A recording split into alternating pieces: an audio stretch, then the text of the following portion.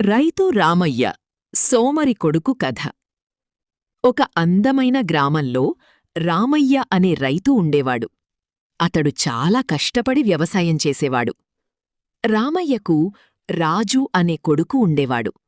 కాని రాజు మాత్రం రోజంతా ఇంట్లోనే కూర్చుని కాలం గడిపేవాడు. పనిచేయడం అతనికి అస్సలు ఇష్టముండేది కాదు. ఒకరోజు రామయ్య తన కొడుకుతో, రాజూ, నేను వృద్ధుణ్ణి అవుతున్నాను. నువ్వు కూడా పొలంలో పని నేర్చుకోవాలి అని చెప్పాడు. కాని రాజు నవ్వుతూ, నాన్నా, అంత కష్టమెందుకు? ఏదో ఒకలా జీవితం సాగిపోతుంది అన్నాడు. కొన్ని రోజుల తర్వాత రామయ్యకు జ్వరం వచ్చింది. పొలానికి వెళ్లలేకపోయాడు. పంటకు నీరు పెట్టకపోతే మొత్తం పంట ఎండిపోతుందని తెలిసినా రాజు పట్టించుకోలేదు.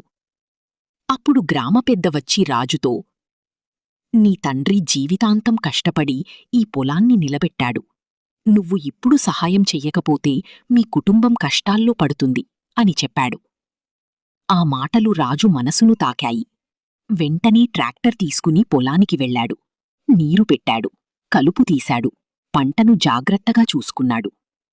కొన్ని నెలల తర్వాత పంట బాగా పండింది. రామయ్య ఎంతో సంతోషించి, చూశావా రాజూ, కష్టం చేస్తేనే ఫలితం దక్కుతుంది అన్నాడు. అప్పటినుంచి రాజు ప్రతిరోజూ తన తండ్రితో కలిసి వ్యవసాయం చేస్తూ గ్రామంలో మంచి రైతుగా పేరు తెచ్చుకున్నాడు. నీతి: కష్టం చేసినవారికి విజయం దక్కుతుంది. సోమరితనం జీవితాన్ని నాశనం చేస్తుంది.